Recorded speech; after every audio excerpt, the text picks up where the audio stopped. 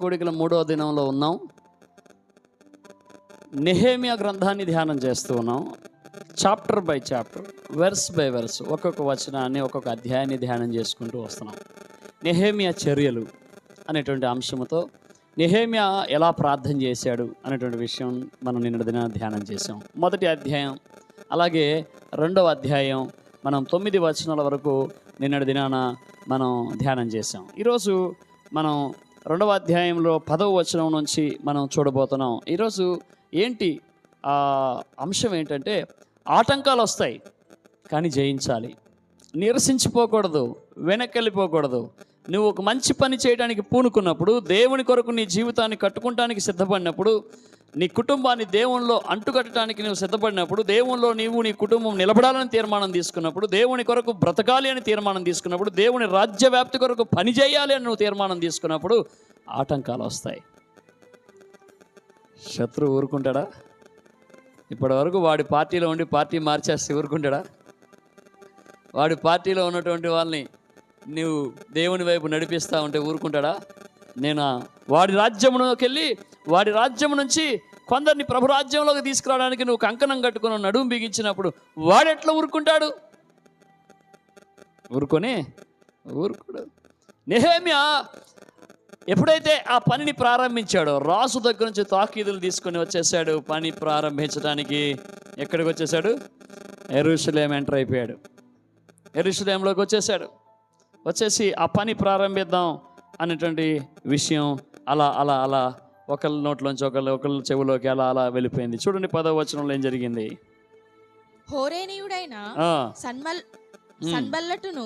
హోరేనీయుడైనటువంటి సన్బల్లటును, అమ్మోనీయుడైన టోబియా అను దాసుడును ఇశ్రాయేలులకు క్షేమము కలుగజేయు ఒకడు వచ్చెనని, ఇశ్రాయేలుకి క్షేమము కలుగజేయడానికి ఒకడు వచ్చాడు అని విని బహుగా దుఃఖపడిరి. వారికి బాధ అనిపించిందంట. నీవు బాగుపడినప్పుడు, నీ కుటుంబం బాగుపడుతుంది అన్నప్పుడు ఓర్వలేని వాళ్ళు, ఏడ్చేవాళ్ళు చాలామంది ఉంటారు. నువ్వెప్పుడు దరిద్రంలో, నువ్వెప్పుడు దిక్కుమాల స్థితిలో, నువ్వెప్పుడు దేహి అనుకుంటే ఒకళ్ళ చేతి వైపు చేయి చాపుతా ఉంటే వాళ్ళు సంతోషిస్తారు. కానీ నువ్వు కూడా ఇచ్చే స్థితిలో, నువ్వు కూడా ఉన్నత స్థితిలో, నువ్వు కూడా ఒక గొప్ప స్థానంలో నువ్వు ఉన్నప్పుడు వాళ్ళ కళ్ళు మండటం స్టార్ట్ అవుతుంది. వాళ్ళలో ఈర్ష పెరిగిపోతుంది, ద్వేషం పెరిగిపోతుంది. ఇక్కడ చాలా జాగ్రత్తగా గమనించాలి. ఆత్మ సంబంధంగా మనం ఒక పక్క ఆలోచించాలి, అలాగే భూ సంబంధంగా జరుగుతున్న విషయాలు ఆలోచించాలి. సాతాను నిన్ను పడగొట్టడానికి డైరెక్ట్గా నీ మీదకి కొన్ని సందర్భాలు వస్తాడు. కొంతమందిని ఏం చేస్తాడు? మనుషులని వాడు రేపుతాడు. ఇక్కడ నెహెమ్యా ఎప్పుడైతే ఇశ్రాయేలులకు ఇశ్రాయేలు క్షేమం కొరకు ఒకడొచ్చాడు అని అన్నటువంటి వారు దుఃఖపడ్డారంట. వాళ్ళకి బాధ అనిపించింది. అబ్బా, వీళ్ళు బాగా అయిపోకూడదు. వాడెప్పుడు తాగుతూ అలా రోడ్ల మీద పడతానే ఉండాలి. వాడెప్పుడు తిరిగిపోతుగానే ఉండాలి. వాడెప్పుడు కూడా అప్పులు చేసుకుంటూ అలాగే బ్రతకాలి. కానీ వాడు మారిపోయాడు, వాడు మంచిగా అయిపోయాడంటే ఎంత బాధ అయిపోతుందో చాలామందికి. ఆత్మ చెప్పుచున్న మాట చెవి గలవాడు వినుగాక. ఉన్నారా అటువంటి వాళ్ళు మన మధ్యలో అడుగుతున్నాను? లేరా నీ చుట్టుపక్కల అటువంటి ప్రజలు? అయితే నెహెమ్యా కూడా నీకు వచ్చినటువంటి సమస్య వచ్చింది. అయితే ఈరోజు నీ సమస్య, నెహెమ్యా సమస్య ఒకలాగే ఉంది కదా. అయితే నెహెమ్యా ఏం చేశాడో చూద్దాం. ప్రియులారా, నెహెమ్యా ఒక్క నిమిషం. నెహెమ్యా ఎప్పుడైతే బాగు చేద్దాం అని వచ్చాడో వెంటనే ఆటంకపరిచే వాళ్ళు వచ్చారు. నీ చుట్టూ కూడా ఆటంకపరిచే వాళ్ళు వచ్చేస్తారు. ఇస్సాకు ఆ దేశమందు ఉన్నవాడై విత్తనం వేసి ఏమేంట నూరంతలా పంట కోసెను. ఇస్సాకు ఏమేంట క్రమక్రమముగా వర్ధిలను. యెహోవా అతన్ని ఆశీర్వదించిన కనుక ఆ మనుష్యుడు మిక్కిలి గొప్పవాడాయాడట. అది చూసి ఫిలిస్తీన్లకు ఏమనిపించింది? ఇక ఈర్షపడ్డారట. ఈర్షపడి మనడు బావిలో నీళ్లు తీసుకుని వెళ్దామంటే ఆ బావు తవ్విస్తుంటే బావులన్నీ ఏం చేస్తున్నారు? ఈయన తవ్వించడం, వాళ్ళు పొడవటం, ఈయన తవ్వించడం, వాళ్ళు పొడవటం, ఈయన తవ్వించడం, వాళ్ళు పొడవటం, ఈయన తవ్వించడం, వాళ్ళు పొడవటం. చివరికి వాళ్ళకే యాస్టకు వచ్చింది, వాళ్ళకే విసుగొచ్చింది. తన పనిని ఇస్సాకు విడిచిపెట్టలేదు. ఆత్మ చెప్పుచున్న మాట చెవి గలవాడు వినగాక. ఇదిగో నీవు దేవుని కొరకు నిలబడుతున్నప్పుడు, దేవుని కార్యాలు చేయడానికి నిలబడినప్పుడు, దేవుని కొరకు రోషంగా ఉన్నప్పుడు, నిన్ను బాధ పెట్టడానికి, నిన్ను విసిగించడానికి, మీ మీద దాడి చేయడానికి శత్రువు నానా రకాలుగా పనిచేస్తాడు. అందులో పనిచేసే వాటిలో శత్రువు యొక్క ఆయుధాలు మనం కొన్ని చూద్దాం. శత్రువు యొక్క ఆయుధాలు మనం కొన్ని చూద్దాం. ఇక్కడ నెహెమ్యాని ఆటంకపరచడానికి ముగ్గురు వ్యక్తులు జాయిన్ అయ్యారు. 2వ అధ్యాయం 10వ వచనంలో 19వ వచనంలో కనపడతారు. ఒక అతను సన్బ్లేట్ అయితే, మరొకరు టోబియా, ఇంకొక అతను గెషేము అనేటువంటి వాడు. ఈయన హోరేనీయుడైనటువంటి సన్బ్లేటు అని చెప్పి రాయబడింది. టోబియో అమ్మోనీయుడు, గెషేము అనే అతను అరబీయుడు అని చెప్పి రాయబడింది. వీళ్ళందరిలో ముఖ్యుడు ఎవరంటే సన్బలేటే.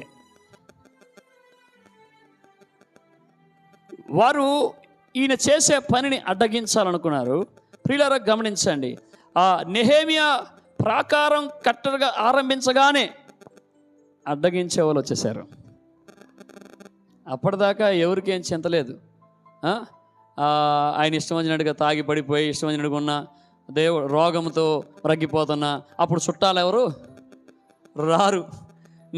నువ్వు అప్పుల్లో కూరుకుపోతే రారు. మనం సువార్త చెప్పి వాళ్ళ ప్రభులో నడిపిగానే మారగానే కొద్దిగా మంచిగా అవగానే ఎక్కడి నుంచో ప్రత్యక్షం అవుతారు. నువ్వు అందులోకి వెళ్ళటం ఏంటి, నువ్వు ఇందులోకి రావటం ఏంటి, నువ్వు అట్లా వెళ్ళటం ఏంటి, వచ్చేశారు. ఇక్కడ కూడా వచ్చేసి ఏం చేస్తున్నారంటే, ఎప్పుడైతే వీరు ఇలాగా పని ప్రారంభించారో మనం చూసాం, వాళ్ళు దుఃఖపడ్డారంట. అంటే శత్రువు తట్టుకోలేక ఏం చేశాడంటే వీళ్ళని ఇబ్బందులు పాలు చేయటం ప్రారంభించాడు. 19వ వచనం చూసినట్లయితే ఏం చేశారట వీళ్ళు? ఆ మాట వినినప్పుడు మమ్మును హేళన చేసి మా పని తృణీకరించి మందిరాన్ని నిర్మిస్తాం, మళ్ళా ప్రాకారాలు కడతాం అనగానే వీళ్ళు ఏం చేస్తారంట? హేళన చేశారంట. శత్రువు వాడేటువంటి మొదటి ఆయుధం ఏంటి? ఈ మొన్నటిదాకా తాగి ఎక్కడ పడితే అక్కడ పడిపోయాడండి. ఇంకా వీడు అంట కుటుంబాన్ని ఉద్ధరిస్తాడంట. ఈమెంట ఒకప్పుడు నువ్వు ఎలాగున్నావో మాకు తెలుసు అని చెప్పి పాత జీవితాన్ని ఎత్తి ఏం చేస్తారు? హేళన చేస్తూ ఉంటారు, అవమానపరుస్తూ ఉంటారు. ఎవరిల్లు ఓర్వలేనోళ్ళు, ఎవరిల్లు శత్రువు నీ చుట్టూనే ఉంటారు. అయ్యుండొచ్చు వారు నీ కుటుంబ సభ్యులు అయ్యుండొచ్చు, అయ్యుండొచ్చు వాళ్ళు నీ బంధువులు అయ్యుండొచ్చు, అయ్యుండొచ్చు వాళ్ళు నీ రక్త సంబంధులు అయ్యుండొచ్చు, అయ్యుండొచ్చు వారు నీ స్నేహితులు అయ్యుండొచ్చు, అయ్యుండొచ్చు వారు నీకు ఇరుగు పొరుగు వారు అయ్యుండొచ్చు, నీ క్లాస్మేట్ అయ్యుండొచ్చు, నీ బెంచ్మేట్ అయ్యుండొచ్చు, నీ రూమ్మేట్ అయ్యుండొచ్చు, నీ పనిలో కొలిక్ అయి ఉండొచ్చు. అఫ్కోర్స్ వారు ఏం చేయటం స్టార్ట్ చేస్తారు? హేళన చేస్తాం. ఒక పని చేస్తున్నప్పుడు హేళన చేస్తే ఏమవుతుంది? నీరసం వచ్చేస్తుంది, కుమిలిపోతాం, కుంగిపోతాం. ఇదిగో నెహెమ్యా ముందుకు వెళ్తున్నాడు. నెహెమ్యా ముందుకు వెళ్ళటమే కాదండి, ఇంకేం చేశాడు? నెహెమ్యా ఒకడే వెళ్ళాడా? అందరినీ ఏం చేశాడు? అందరినీ పురికొల్పాడు. హల్లెలూయా. లీడర్ ఎప్పుడు ఏం చేస్తాడు? అందరినీ ప్రోత్సహించాలి. ఎవరు leader? There is 2 types of leadership. 2 రకాల నాయకులు ఉంటారు. ఒకరు ఎన్నుకోబడిన వారు, మరొకరు వారంతట వారే నాయకత్వపు లక్షణాలు కలిగిన వారు ఉంటారు. హల్లెలూయా.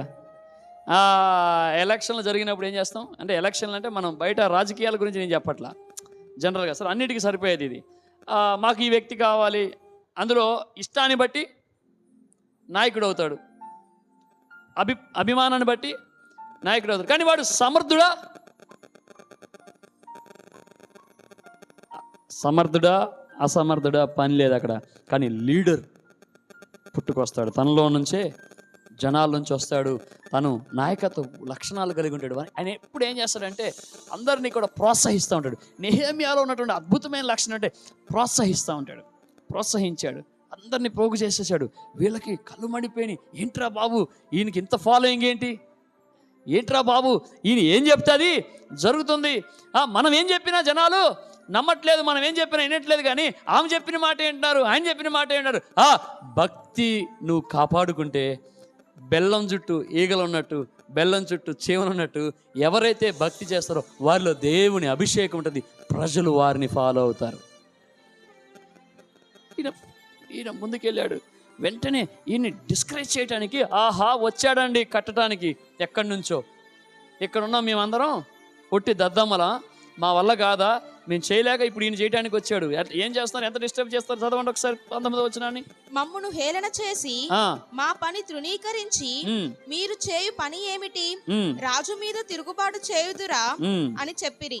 చూడండి, ఇంత డిస్టర్బ్ చేశారు. 4వ అధ్యాయం 1వ వచనం కూడా, మేము గోడ కట్టుచున్నామన్న సమాచారము విని సన్బలటు మిగిల కోపగించి రౌద్రుడై. ఏమైందట? కోపం వచ్చేసింది, పళ్ళు పటపటలాడిచ్చేస్తున్నారు.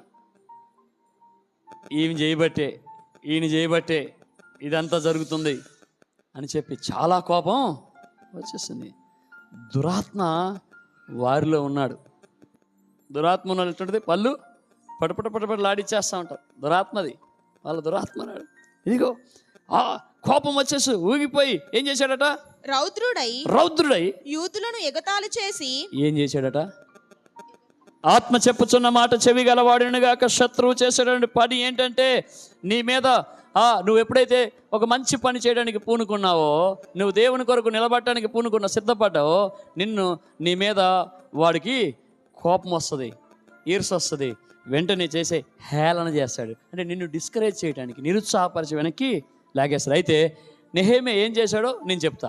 ఇంకా 3వ పని వాళ్ళు ఇంకేం చేశారు? 4వ అధ్యాయం 7-8 వచనాలు చూసినట్లయితే, సన్బలటును టోబియాయును ఈ హేళన చేసినా ఆగట్లేదని చెప్పి సన్బలటును టోబియాను అరేబీయులైనటువంటి అమ్మోనీయులను అష్టోదీయులను యెరూషలేము యొక్క గోడలు కట్టబడెననియు బీటలనియు కప్పబడెననియు వినినప్పుడు మిగుల కోపపడి యెరూషలేము మీదికి యుద్ధమునకు వచ్చి పని ఇప్పుడు ఏం చేసేటానికి వచ్చాడ?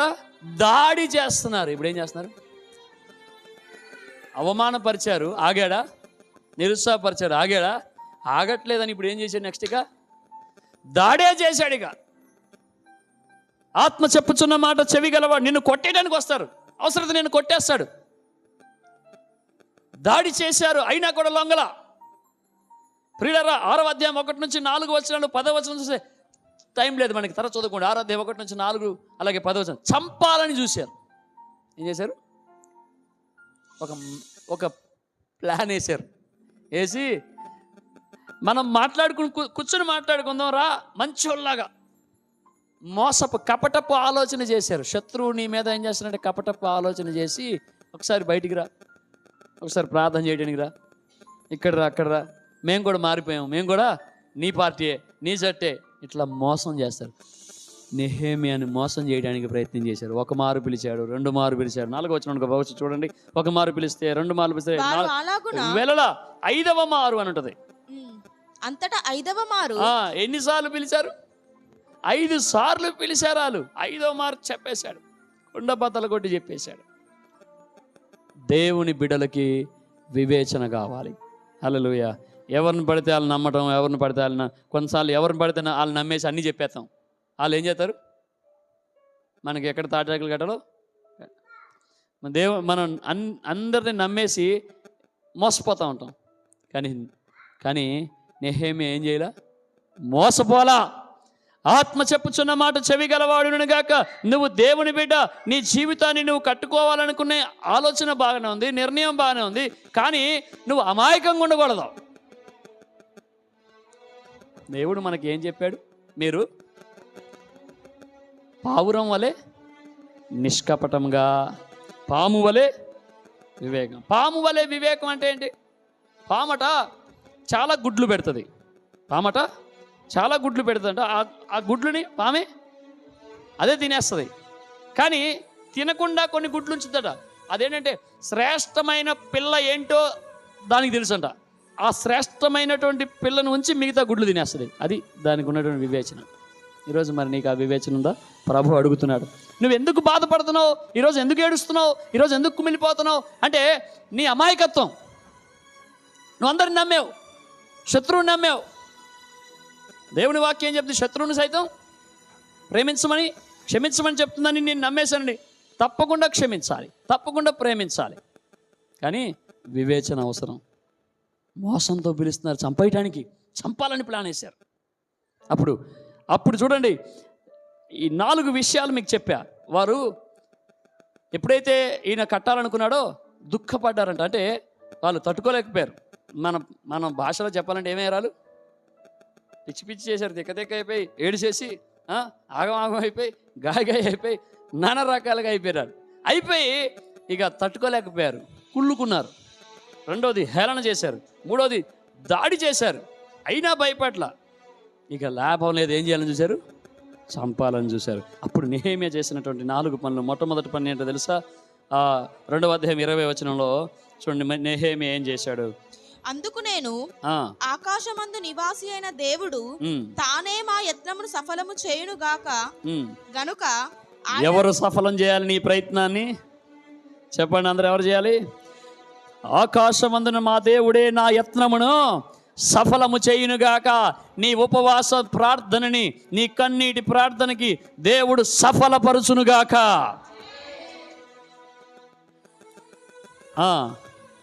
గనుక ఆయన దాసులమైన మేము కట్టుటకు పూనుకొనుచున్నాము. హల్లెలూయా.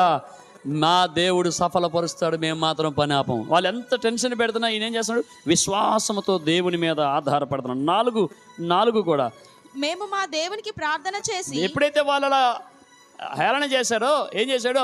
మేము మా దేవునికి ప్రార్థన చేసి వారి భయము చేత రాత్రింబగళ్ళు కావలించితిమి. అప్పుడు యూదా వారు బరువులు మోయే వారి బలము తగ్గిపోయెను, ఉన్న చెత్త విస్తారము. 8-9 వచనాలు చూడండి. 8వ అధ్యాయం 9వ వచనం. 8 నుండి 9 వచనాలు తీసావా? అదే 4వ అధ్యాయం చదివావా?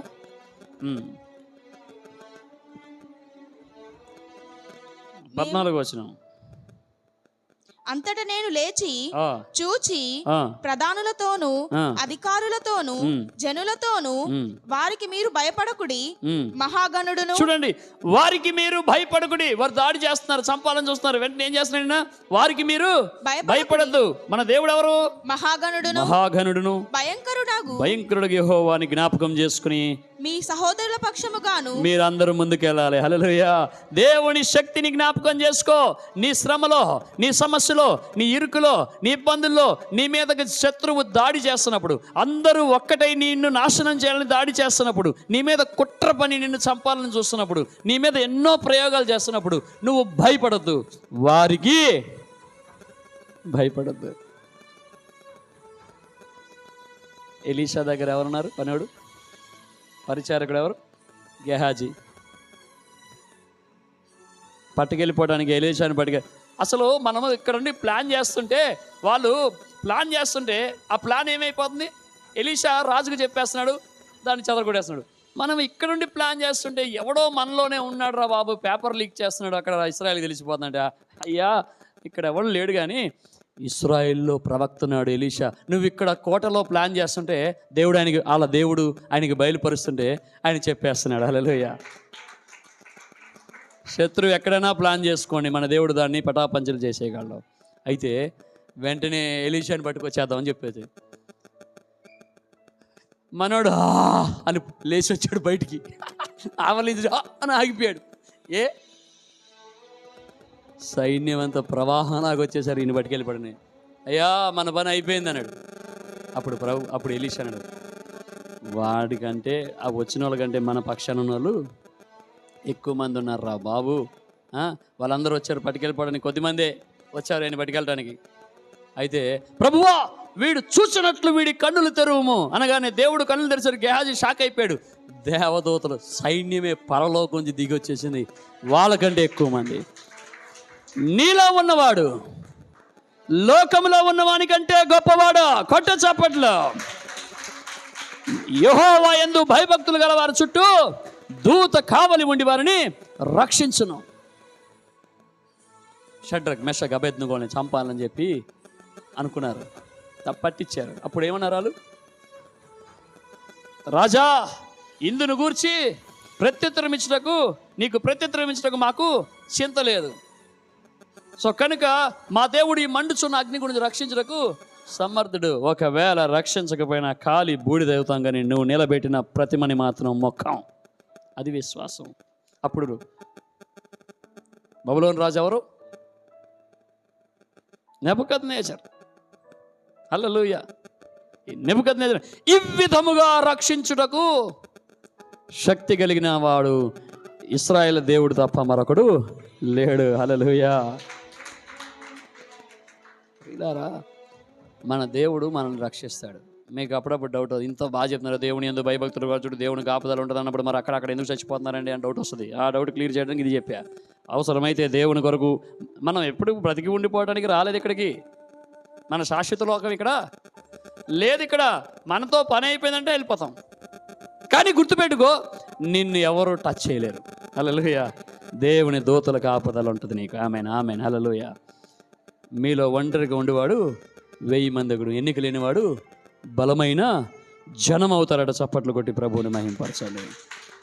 వీడు చూసినట్లు కన్నులు తెరవనసరికి, కన్నులు తెరిచి సైన్యాన్ని చూసరికి షాక్ అయిపోయాడు గేహాజీ.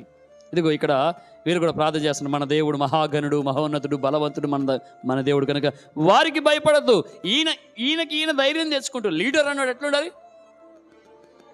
తాను ధైర్యపరచుకుంటూ అందరిని ఏం చేయాలి? ధైర్యపరచాలి. గుడ్ లీడర్ అయినా, చాలా మంచి నాయకుడైనా. సో వాళ్ళని బలపరుస్తున్నాడు. అంతేకాదు ప్రియులారా, ఈయన దేవుని మీద ఆధారపడుతూ ప్రార్థన చేస్తున్నాడు. విశ్వాసం వారందరినీ ప్రాసెస్. చివరికి మూడవదిగా ఏం చేశాడంటే, తాను ఏమై ఉన్నాడో, తాను ఎటువంటి పనిలో ఉన్నాడో గ్రహించగలిగాడు. 6వ అధ్యాయం 3వ వచనం కనుక చూసినట్లయితే, 6వ అధ్యాయం 3వ వచనం, అందుకు నేను చేయి పని గొప్పది, దాని విడచి మీ వద్దకు వచ్చుటకై. అలా పిలుస్తున్నారు, రా మా దగ్గర రా ఒకసారి మాట్లాడదాం అంటే, అప్పుడు అంటాడు కదా, నేను చేయు పని గొప్పది. హలో, హల్లెలూయా. అందరూ మెలకుగున్నారా? హల్లెలూయా. ప్రార్థనకి బైబిల్ పట్టుకొని వస్తున్నావు నువ్వు అన్న, ఒకసారి ఇటు రాదు, ఒకసారి మాట్లాడేది ఉంది. ఇప్పుడు వెళ్ళిపోతావు 5 నిమిషాలు. అప్పుడు నువ్వేం చెప్పాలి? నేను చేయు పని గొప్పది. ఇప్పుడు నువ్వు వెళ్తున్న పని గొప్ప పని కోసం వస్తున్నావు. మధ్యలో నిన్ను డిస్టర్బ్ చేస్తారు, నిన్ను పిలుస్తారు. ఇప్పుడు వెళ్ళిపోతావు. 1 నిమిషమే. ఎన్ని నిమిషాలు? 2 నిమిషాలు కూడదు. ఎన్ని నిమిషాలు? 1 నిమిషమే. 1 నిమిషం వెళ్ళిపోతావు అన్న అనగానే కొద్దిగా మన రమేష్ అన్న కొద్దిగా డిస్టర్బ్ అవుతుంటారు. అరే 1 నిమిషమే అన్నాడు కదా అంటే 1 నిమిషం ఏమవుతుంది? 1 గంట అయినా అయిపోద్ది. అసలు మొత్తం ప్రార్థన కూడా ఇప్పుడు ఏం వెళ్తాం ఇప్పుడు. సో కాబట్టి మేము చేయు పని గొప్పది, దానిని విడచి మీ వద్దకు వచ్చుటకై నేను దానిని ఎందుకు ఆపవలెను? హల్లెలూయా. ఏంటట? నేను చేసే పని విడిచి మేము ప్రార్థన మాని మేము ఎక్కడ పడితే అక్కడికి రాము. 21 దినాలు కుదరదు. అరే నువ్వు కుల పెద్ద మనిషివి, లేదంటే కుటుంబానికి పెద్ద మనిషివి కదా, నువ్వు రావాలా, మా పంచాయతీ చేయరాదంటే ఇది అయినా కొత్త. ఇంకా బాగా లోతుకు వెళ్దాం. ఇంకేమండి 10వ వచనం చదవండి. చంపాలని చెప్పి చూసినప్పుడు అందరూ నెహెమ్యాను పట్టుకుని వెళ్ళిపోయారు. దేవాలయంలో తీసుకెళ్ళి గర్భగుడిలోకి తీసుకెళ్ళిపోయారు. గర్భగుడిలో దాక్కో నెహెమ్యా అంటే అప్పుడు ఏమంటున్నాడు నెహెమ్యా? నేను నా వంటి వాడు పారిపోవచ్చునా ఇంతవాడనైన నేను నా ప్రాణమును రక్షించుకొనుటకైనను గర్భాలయమున ప్రవేశించవచ్చునా? హల్లెలూయా. ఇక్కడ నెహెమ్యా మరొక 2 స్టేట్మెంట్స్ చేస్తున్నాడు. నా వంటి వాడు పారిపోవచ్చునా? ఎవరు చెప్పండి? నా వంటి వాడు ప్రార్థన మానవచ్చునా? అరే అందరు చెప్పాలండి. నా వంటి వారు ప్రార్థన మానవచ్చా? మానకూడదు. ఎట్టి పరిస్థితుల్లో మానకూడదు. గర్భాలయంలోకి రమ్మంటున్నాడు. ఎప్పుడేమన్నాడు? టెన్షన్ పడద్దు, మళ్ళా చదువు. నా వంటి వాడు పారిపోవచ్చునా? ఇంతవాడినైనా నేను నా ప్రాణమును రక్షించుకొనుటకైనను గర్భాలయమున ప్రవేశింపవచ్చు. ఎంత వాడిరట? హలో, ఎంతవాడు? Super senior. నేను దేవుణ్ణి నమ్ముకొని సూపర్ సీనియరు. నా అయ్యగారికి నాకు కొద్దిగా తక్కువ. ఏముంది, నాకు అన్నీ తెలిసిపోయినాయి. ఇప్పుడు నేను నా వంటి వాడు ఎక్కొచ్చా? అనుకోవచ్చా? అనుకోకూడదు. నెహెమ్యా ఎంత తగ్గించుకుంటున్నాడు చూడండి. ఈయన యాజకుడు కాదండోయ్, ఈయన లేవీడు కాదు. ఆయన తన ఏమై ఉన్నాడో ఎరిగి ఉన్నాడు. ఆత్మ చెప్పుచున్న మాట చెవిగలవాడు వినుగాక. నువ్వు పాడొచ్చు, నువ్వు ప్రార్థిస్తున్నావు, నువ్వు స్వస్థతలు చేస్తున్నావు, నువ్వు ప్రార్థిస్తే స్వస్థతలు జరుగుతున్నాయి, నువ్వు పాడుతుంటే అద్భుతాలు జరుగుతున్నాయి, నువ్వు నిలబడి వాక్యం చెప్తున్నా కూడా ప్రజలు ఆదరించబడుతున్నారు, నీ ద్వారా దేవుడు కార్యాలు జరిగించుకున్నాడు. కానీ ఎప్పుడు కూడా నువ్వేం చేయకూడదు? దైవజనునితో సమానంగా నువ్వు చేసుకోకూడదు. ఇదిగో ఉత్తర దిక్కునున్న సభాపర్వతం మీద నేను ఎక్కి కూర్చుంటాను, దేవునితో మహోన్నతునితో సమానం చేసుకుందాం అనుకున్నాడట ఒకడు. ఎవడు? లూసిఫర్. ఏమయ్యాడు? సైతాను అయ్యాడు, పడద్రోయబడ్డాడు. సో కనుక ఈయన అంటాడు కదా, నా వంటి వాడు పారిపోకూడదు, నా వంటి వాడు ఎక్కడుండాలో అంటే అన్నీ ఎరిగిన వాడు ఈయన. హల్లెలూయా. శత్రువు నిన్ను ట్రాప్ చేస్తాడు, శత్రువు నిన్ను హెచ్చించుకునేట్టుగా దేవుల్లో నువ్వు ఎదుగుతున్న కొలది, అబ్బా అన్న అసలు నువ్వు సూపర్ అన్న, అక్క నువ్వు సూపర్ అన్న, తమ్మి నువ్వు సూపర్ అన్న అనేసరికి అంతేనా? ఏది ఇంకోసారి చెప్పు. అంత బాగా అబ్బా అక్కడ లలలా అబ్బా అక్కడ లేపావు అన్న, అసలు నువ్వు పాడుతుంటే నాకు క్లాప్స్ వస్తున్నాయి. నువ్వు ఎంత పాడినా గాన కోకిలో గాన గాంధర్వియో కాదు, నువ్వు ఎస్పి బాలసుబ్రహ్మణ్యం కాదు, పి సుశీల కాలేదు. ఒకవేళ అయినా తను తాను తగ్గించుకునేవాడు. సో కనుక విర్రవేయకూడదు. కృపని బట్టే అవంతా జరుగుతుంది కనుక మనల్ని మనం తగ్గించుకోవాలి. హల్లెలూయా. నేను లేకపోతే జరుగుద్దా లేదా ఆరాధన చూద్దామంటే దేవుడు ఏం చేస్తాడు? కుక్కని పెట్టి కూడా పని చేయించుకోవాలి. నువ్వేం పెద్ద లెక్కేం కాదు. కానీ నా వంటి వాడు ఆదివారం ఆరాధన నువ్వు సమర్పించుకున్నావు మందిరానికి రావడానికి, నువ్వు క్వైర్ టీంలో ఉన్నా, నువ్వు పరిచయం చేయడానికి, నువ్వు శుభ్రం చేయడానికి, నువ్వు ఎక్కడున్నా, అయ్యా ఇప్పుడే రా బాబా అంటే ఏం చేయాలి? నేను రావటానికి వీల్లేదు, ఎంగేజ్ అయిపోయాను. ఏం జరిగింది మనకి? యేసయ్యతో ఎంగేజ్మెంట్ అయిపోయింది. కాబట్టి ఎంగేజ్మెంట్ అయిపోయినాక ఇంకా సూపర్ వ్యక్తి కనపడినా, డూపర్ వ్యక్తి కనపడినా ఏం చేయకూడదు? ఆమెకంటే ఇవి ఇంకా బాగున్నట్టుంది, ఆయనకంటే నేను ఇంకా కొద్దిగా అమితాబ్ బచ్చన్ అనుకోవద్దు. ఇక అయిపోయింది, ఇక దాదాపు పెళ్ళి ప్రభుతో ఎంగేజ్మెంట్ అయిపోయింది. కాబట్టి నా వంటి వాడు పారిపోకూడదు, నా వంటి వాడు ఎక్కడ పడితే అక్కడ ఉండకూడదు, తగదు అని చెప్పి తనని తాను సాతాను పడేద్దామని చూసినా సరే తనని తాను తగ్గించుకున్నాడు. నాలుగవదిగా శత్రువు ఏం చేశాడంటే శత్రువులను ప్రభువుగా అప్పగించాడు. 14వ వచనంలో, ప్రభువా ఇదిగో నా మీద ఇట్లా చేయాలనుకున్నాడు కనుక వారిని నీకు అప్పగిస్తున్నా. ఈరోజు నిన్ను బాధ పెట్టిన వాళ్ళు, గాయపరిచిన వాళ్ళ మీద పగ తీర్చుకుంటా నీ పని, తీర్పు తీర్చుట నీ పని కాదు, పగ తీర్చుకుంటే నీ వంతు కాదు, నువ్వు ప్రభువుకి అప్పచెప్పు. ఈయన కూడా నెహెమ్యా కూడా ప్రభువుకి అప్పచెప్పాడు. 5వదిగా ఆ దేవుని పనిని ఏం చేశాడంటే చివరిగా 15వ వచనంలో ముగించేశాడు. చప్పట్లు కొట్టి ప్రభువుని మహిమపరచండి. శత్రువు ఎంతో ప్రయత్నం చేశాడు, కానీ 52 రోజుల్లో ఆ పనిని ముగించాడు. దేవుడు నీకు కూడా సహాయం చేస్తాడు. సో కనుక తలలు ఉంచుదాం, ప్రార్థన చేద్దాం. ఒక్కసారి చెప్పబడిన మాటలన్నీ జ్ఞాపకం చేసుకుందాం. నువ్వు మంచి పని చేస్తూ దేవునిలో ముందుకెళ్తున్నప్పుడు ఎదుగో ఆటంకపరిచేవాళ్ళు, ఈర్ష్య కుళ్ళు పడేవాళ్ళు, నీ మీద నిన్ను పాడు చేయటాన్ని చూసేవాళ్ళు అధికమవుతారు. నిన్ను నాశనం చేయాలి అని చెప్పి నీకు బాధపడటానికి హేళన చేస్తారు. నీ భక్తిని బట్టి హేళన చేస్తారు. నీ ఉన్న స్థితిని బట్టి ఇంత దేవుని బిడ్డవయ్యేమో నీకు ఏమీ లేదా? మాకైతే చాలా ఉన్నాయి. మీ ఇంట్లో కుర్చీ కూడా లేదా? మాకైతే చాలా పెద్ద పెద్ద సోఫాలు ఉన్నాయి. అయ్యో మీ ఇట్లా ఉంది ఏంటి? మాకైతే సూపర్ బంగళా ఉంది. అయ్యో మీకు బైక్ కూడా లేదా? మాకైతే కారు ఉంది. హేళన చేస్తూ ఉంటారు. వారందరి ఎదుట నిన్ను హెచ్చిస్తాడు దేవుడు. అయితే నువ్వు చేయాల్సింది ఏంటంటే తగ్గించుకో, తను తాను తగ్గించుకున్నాడు హెచ్చించుకోను. వారిని ప్రభువుకే అప్పగించేసేయి. వారి మీద నువ్వేమీ పగ తీర్చుకోవాల్సిన అవసరం లేదు. ప్రార్థన చెయ్యి, విశ్వాసముతో ప్రార్థన చెయ్యి. చంపాలని చూశారు, దాడి చేశారు, చంపాలని చూశారు, కానీ వారందరినీ సన్బలేట్ని, టోబియోని, గెషేముని ప్రభువుకి అప్పగించేశాడు. ప్రభువే వారు ఏడ్చేవారు ఏడ్చుకుంటూనే ఉన్నారు. వారి ఎదుట నెహెమ్యా పని పూర్తి చేసి దేవుణ్ణి మహింపరిచాడు. ఘనపరచబడి ఒక గొప్ప నాయకుడైపోయి ఒక గవర్నర్గా అతడు తిరిగి మళ్ళా వచ్చి నియమించబడ్డాడు. కనుక దేవుని బిడ్డ, నీవు ఈ రాత్రి నిరుత్సాహపడద్దు, దేవుని మీద ఆధారపడు. మహాపరిశుద్ధుడా, జీవం కలిగిన తండ్రి, జీవాధిపతి నీ కొందనాలు. వాక్యం మీది మాట్లాడిన వారు మీరే. మాతో మాట్లాడినందుకు స్తోత్రం. మాటలు మాలో ఫలించునుగాక. మమ్మల్ని ఆదరించావు, మమ్మల్ని బలపరిచావు. ఏ మాట చేత నన్ను దర్శించావో ఆ మాటతో ఇక్కడి నుంచి వెళ్ళుటకు సహాయం చేయి. నెహెమ్యాని కలవరపరచాలని చూశారు, కలవరపడలేదు.